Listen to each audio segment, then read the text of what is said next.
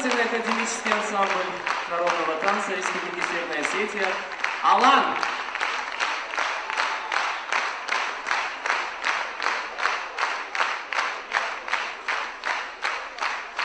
Еще небольшая справка. Вот то, что я сейчас сыграл, это называется ардонская хонга. Сегодня я смотрю, здесь в зале очень много ардонцев, мне это очень приятно.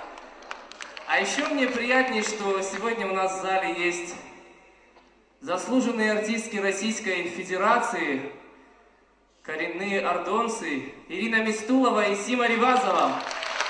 Ира Масима Масарам Бомбироват, Арфа Ягут, Хлопсина Камиля Гмарин, Бира Аштадарда, Хамшангала, Кузак, Фесу Божамон, Кусал Балваркана, Масарам Бомбироват.